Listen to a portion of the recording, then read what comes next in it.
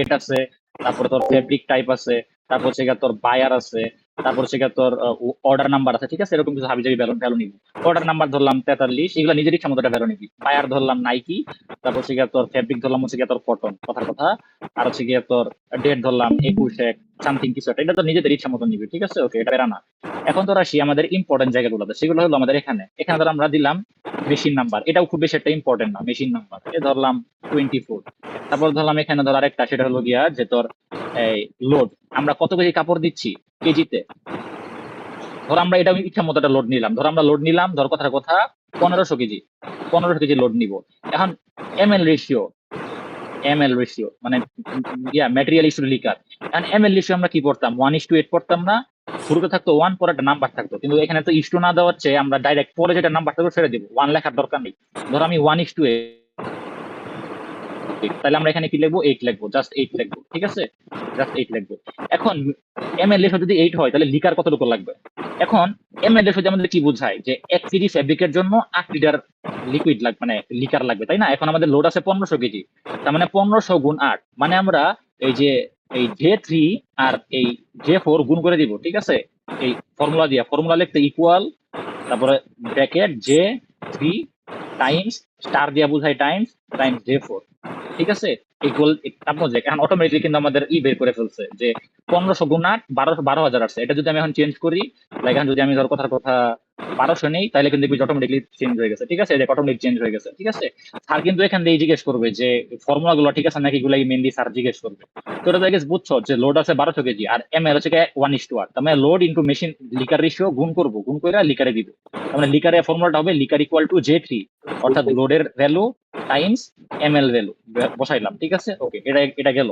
এখন আসি আচ্ছা আমরা, বুঝতে পারছি আনাস আনাস, এই জে হ্যাঁ থ্রি এটা কি মানে কিবোর্ডে লিখলেই হবো J3 নাকি হ্যাঁ তোর হ্যাঁ, কি অন্য বলি, কোনো তোর প্রসেস নেমের, এটা প্রসেস নেম আমরা এটা দিব। তারপর হচ্ছে কেমিক্যাল, তারপর হচ্ছে তোর ইউনিট, এগুলো পরে বুঝাচ্ছি, গ্রাম পার লিটার, তারপর থেকে তোর ইউনিট। আচ্ছা, আমাদের ইউনিট দুইটা বার থাকে, একটা গ্রাম পার লিটার ইউনিট দিয়ে আমরা করছি, এটা কি পার্সেন্ট ইউনিট দিয়ে করছি, তাই না? এটা হলো পার্সেন্ট, এটা টোটাল অ্যামাউন্ট। এখন এটা একটু দেখ, এখন আমাদের যে প্রসেস নেমটা আছে, প্রসেস নেমটা আমাদের কি ছিল? প্রসেস নেম ব্লিচিং, স্কাউরিং, মানে মার্চারাইজেশন, এগুলা না? আমরা দেখ, এখন যদি এখানে আমরা কথার কথা এরকম যদি কথার কথা আমরা এই যে ধর 100টার মতো আমরা যদি এরকম পূরণ করতে যাই, ম্যানুয়ালি যদি লিখি যে স্কাউরিং ব্লিচিং বারবার, কিন্তু ম্যানুয়ালি পূরণ করা কঠিন। এ কারণে আমরা এমন একটা জিনিস দেখবো যেটার মাধ্যমে আমরা খুব সহজেই ম্যানুয়ালি আপলোড না দিয়া মানে অটোমেটিকলি আপলোড দিতে পারবো। এটার জন্য কি করবো, দেখ, প্রথমে একটা নতুন শিট ওপেন করবো, দেখ, নিউ শিট 1 এর পাশে প্লাস দিয়ে নিউ শিট ওপেন করলাম। শিট ওপেন করার পর এখানে আমি কতগুলো প্রসেসের নাম লিখবো, ডি ডি মিনারেল, তোর ওয়েট ডি মিনারেল। তারপর ধরলাম আরেকটা প্রসেসের নাম হলো গিয়ে তোর স্কাউরিং, আরেকটা প্রসেস হলো ব্লিচিং, আরেকটা হলো গিয়ে তোর মার্সারাইজেশন, মার্সার, ঠিক আছে, ওকে, এগুলো আমি দিলাম। এখন ধর কথার কথা আমি চাচ্ছি প্রসেস নেম গুলাতে আমি ম্যানুয়ালি ডাটা আপলোড করবো না, আমি অটোমেটিকলি ডাটা আপলোড করবো। এই কারণে আমি কি করবো, দেখ, প্রসেসের যতগুলো আছে সবগুলো আমি সিলেক্ট করলাম, ধরলাম কথার কথা 20টার মতো সিলেক্ট করলাম, এই যে সিলেক্ট করলাম। সিলেক্ট করে দেওয়ার পর আমি আসবো, সিলেক্ট করা আছে, করা অবস্থা আসবো ডেটাতে যে আমাদের ডেটা টুলস এখানে দেখবি ডাটা ভ্যালিডেশনে ক্লিক করবো। ডাটা ভ্যালিডেশনে ক্লিক করলে এখানে দেখবি অ্যালাউ আছে এনি ভ্যালু, এটাই করে দেখবো লিস্ট। এখন আমাদের সোর্স চাচ্ছে, মানে কোথা থেকে, মানে কোন জায়গা থেকে আমরা আপলোড দিব। এখানে আমি আপলোডে ক্লিক করবো, যে এই যে বাটনে ক্লিক করবো। এখন আমি সোর্সটা কি, সোর্সটা তো আমি শিট 2 তে বানাইছিলাম, তাই না? শিট 2 তে যাবো, এই যেগুলো আমি সিলেক্ট করবো, সিলেক্ট করে দিব, এন্টার চাপবো, ওকে চাপবো, হয়ে গেছে। এখন দেখ, এখন আমাদের অটোমেটিক হয়ে গেছে, এই যে অটোমেটিক, আমার ম্যানুয়ালি আর বসানো লাগতেছে না, ঠিক আছে, এই যে ম্যানুয়ালি বসানো লাগতেছে না, অটোমেটিক। এখন হচ্ছে তোর কেমিক্যালের নাম তোর ইচ্ছা মতো বসাই দিবি, যেমন ব্লিচিং এ কি লাগে, NaOH, ঠিক আছে। তারপর ধর হচ্ছে তোর স্কাউরিং এ ধর লাগলাম ডিটারজেন্ট, এটা তো নিজের ইচ্ছা মতো। ব্লিচিং এ ধর নিলাম হচ্ছে তোর সেম NaOH, আর স্কাউরিং এ ধর আবার ধরলাম নিলাম NaOH, ঠিক আছে, ওকে। এখন তো গ্রাম পার লিটার, আমরা ম্যাডাম যখন আমাদের রেসিপি পড়াইছিল তখন আমাদের কি বলছিল যে 1 গ্রাম পার লিটার, 2 গ্রাম পার লিটার, একটা ইউনিট বলে দিছিল, তাই না? তো আমরা ওটা ইউনিট ধরে নিই, ধরলাম 2 গ্রাম পার লিটার। আরেকটাতে ধরলাম ধর কথার কথা 5 গ্রাম পার লিটার। এখন একটা কথা দেখ, কতগুলো ম্যাডাম আমাদেরকে বলছিল গ্রাম পার লিটারে করাইতে, আবার কতগুলো ইউনিট ম্যাডাম আমাদের পার্সেন্টেজ নিয়ে করাইছিল, তাই না? তখন আমরা যেগুলোতে গ্রাম পার লিটার বসাইছি সেগুলোতে তো আমরা পার্সেন্টেজ ইউনিটটা নিব না। এখন ধর কথার কথা, এই যে এই স্কাউরিং এ আমরা গ্রাম পার লিটার ইউনিটটা নিব না, আমরা নিব পার্সেন্ট ইউনিট। গ্রাম পার ইউনিটটা বাদ আমরা পার্সেন্ট ইউনিট নিলাম 6%। এখন এখানে একটা কথা, ইউনিটের যতগুলো আছে সবগুলো কি পার্সেন্ট ভ্যালু না? তাহলে সবগুলো আমরা সিলেক্ট করব, সিলেক্ট কইরা হোমে যাব। হোমে যদি এখানে নাম্বার উপর লেখছে জেনারেল, জেনারেলের জায়গায় আমরা এখানে দিয়ে দিব পার্সেন্টেজ, কারণ এই সবগুলো হলো পার্সেন্টেজ ভ্যালু, ঠিক আছে? এটা ভুল, এখানে হচ্ছে তোর আমি 6% দিলাম, ঠিক আছে? এই যে দেখ, আমি ইউনিট সবগুলা সিলেক্ট কইরা এই যে ইউনিট সবগুলা সিলেক্ট কইরা এই যে হোমের নাম্বারের উপর দেখবি যে পার্সেন্টেজ, এখানে আমি যে পার্সেন্টেজ সিলেক্ট করে দিচ্ছি, ঠিক আছে? যেন আমাদের এই ভ্যালুগুলো পার্সেন্টেজে আসে আর কি, ঠিক আছে? ওকে, এখন হচ্ছে কি তোর টোটাল। টোটাল মানে কি, এখন এটা একটু ভালো করে খেয়াল করিস, ফর্মুলাটা খুব ইম্পর্টেন্ট। ইনটু ধর এখানে একটা দিলাম 7 আসে। এখন দেখ টোটাল কি আমাদের এই ইউনিটে দেখ 2 গ্রাম পার লিটার, 1 লিটারে লাগে 2 গ্রাম। আমাদের লিটার আছে কত? 9600, মানে যে 5 হচ্ছে কি আমাদের কতটুকু লিটার আছে সেটার পরিমাণ। তার মানে যদি 1 লিটারে লাগে 5 গ্রাম, তাহলে আমাদের 9600 লিটার লাগবে, 9600 গুণ 5। এটা থেকে বুঝতে পারছো তাই না? তাহলে এখানে আমরা কি লিখবো? ইকুয়াল দিয়ে ফর্মুলা লিখবো। ফর্মুলা আমাদের লিটারের ভ্যালু কোনটাতে? জেতে, মানে জে 5 গুণ কার সাথে গুণ দিব? C9, ঠিক আছে? C9, কারণ কি এক লিটারে আছে 5 গ্রাম, তাহলে 9600 লিটারে কত গ্রাম? মানে 9600 গুণ 5, J5 গুণ C9, ঠিক আছে? এই যে দিলাম, এই দেখো অটোমেটিকলি আমাদের ভ্যালুটা চলে আসে। টোটালে আমাদের 5 ইনটু 9600 হয়ে 48,000 আছে, বুঝতে পারছো? এখন দেখ কথার কথা, এখানে যে আমাদের ক্যালকুলেট করতেছে, এই ক্যালকুলেটরটা তো just আমাদের গ্রাম পার লিটারটাকে ক্যালকুলেট করতেছে। এখন আমি যদি এখানে 4% দেই, তাহলে কিন্তু দেখ এটা কিছুই করবে না, চেঞ্জ হচ্ছে না, কারণ এটাতে আমি কিন্তু ওই যে ইউনিটের গুলা কিন্তু আমি এখনো বসাই নাই। তো কিভাবে বসাবো দেখাচ্ছি। এখন ধর কথার কথা, আমি এখানে আসি, এখানে আমাদের গ্রাম পার লিটার দেওয়া নাই, কিন্তু ইউনিট দেওয়া আছে, ঠিক আছে? তো যদি বাই চান্স আমি গ্রাম পার লিটারের জন্য আমি আগে লিখে নিই, গ্রাম পার ধর আমি এখানে ইউনিটে দেওয়া নাই, গ্রাম পার লিটারে দেওয়া আছে, তখন আমি কি করতাম? তখন গ্রাম পার লিটারে ফর্মুলাটা বসাবো। গ্রাম পার লিটারে গ্রাম পার লিটারে এতক্ষণ কি ফর্মুলা লিখছি? যে এই C10 গুণ টোটাল লিটার, মানে কি J5, এটা হচ্ছে কি আমাদের গ্রাম পার লিটারের হিসাব গেল। এখন আমাদের গ্রাম পার লিটার তো নাই, তার মানে এটুকু সমান হবে 0, প্লাস কি আমাদের ইউনিটের ভ্যালুটা আছে। ইউনিটের ভ্যালু কোথায় আছে? D10 100 তে লাগে 7%, তাহলে 9600 কত লাগবে? D10 গুণ J5 টাইমস J5, ব্র্যাকেটটা ক্লোজ করে দিব, শেষ। জিনিসটা কি বুঝতে পারছো? এটা পার্সেন্টেজ,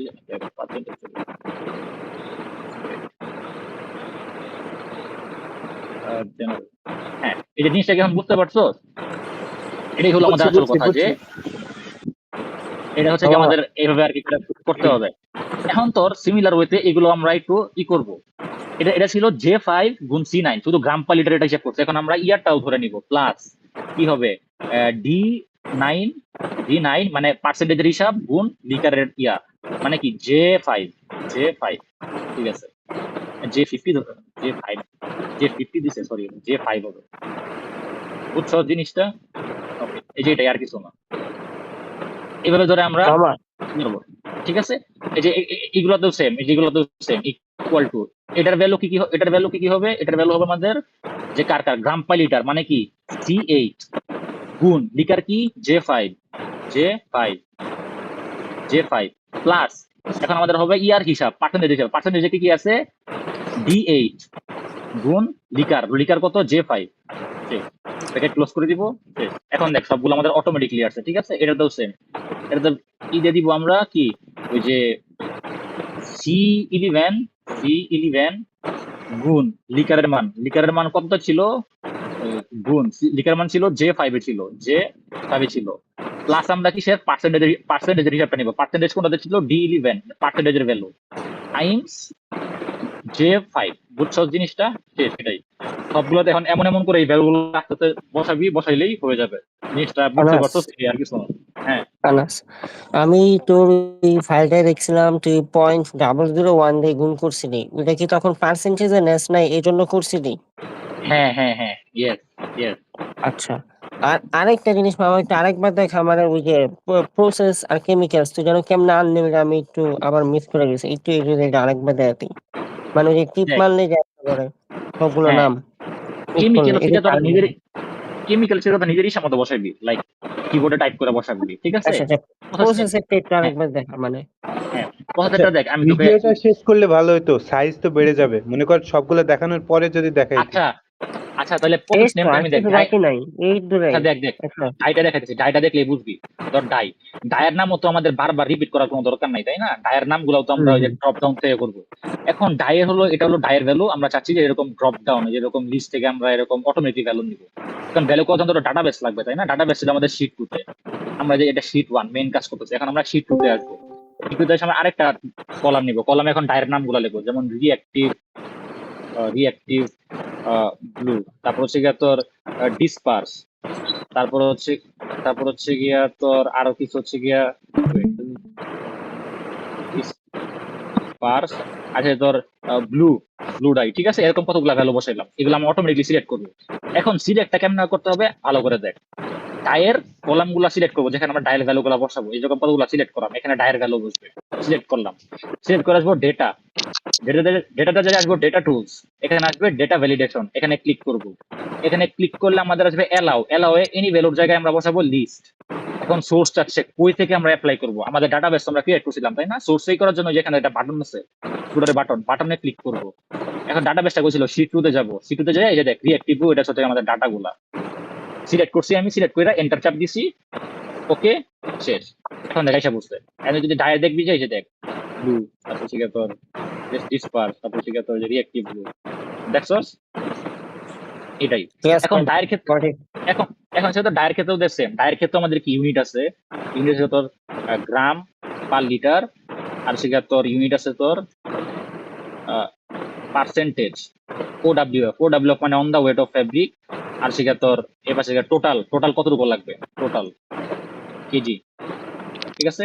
এখন আমাদের সেম জিনিস দেখ, ইউনিট ধরে নিলাম আমাদের আছে 2 গ্রাম পার লিটার, আর এই পার্সেন্টেজে কিছু নাই, তাহলে আমরা কি করব দেখ, ইকুয়াল টু ফর্মুলা লিখবো, ইকুয়াল টু দিয়ে এখন কাদের গুণ করব, এই যে গ্রাম পার লিটার 2, 1 লিটার লাগে 2 গ্রাম, সে 9600, তার মানে কি 2 গুণ 9600 মানে কি G8 গুণ J5, J5 গুণ G8, সরি G8, ঠিক আছে?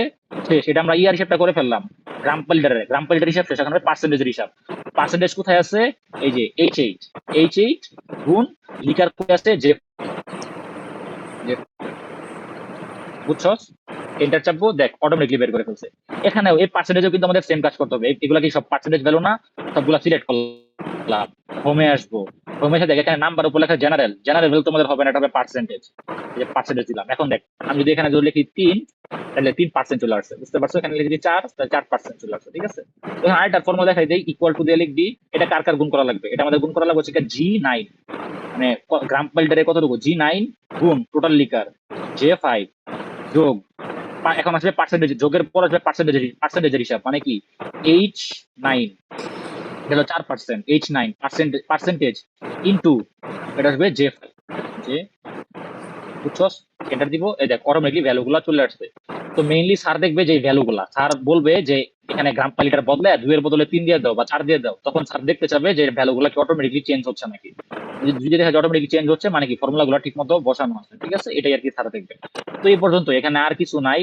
তো এখানে যদি আমি লিখি রেসিপি, এখানে একটা ছোট জিনিস আছে রেসিপি কি আমি পুরাটা মিলা লিখবো না, রেসিপি মানে কি যে সবগুলা মিলিয়ে লিখবো রেসিপি, এর সবগুলোকে মার্জ করে দিব। মার্জ করার জন্য কি করব, সবগুলা সিলেক্ট করা আছে, সিলেক্ট করে যে এখানে দেখ অ্যালাইনমেন্টের উপরে যে এটাতে লিখবো, এই যে মার্জ এন্ড সেন্টার ক্লিক করব, এই দেখ রেসিপি মাঝখানে চলে আসছে, পুরোটা মিলে একটা সেল হয়ে গেছে।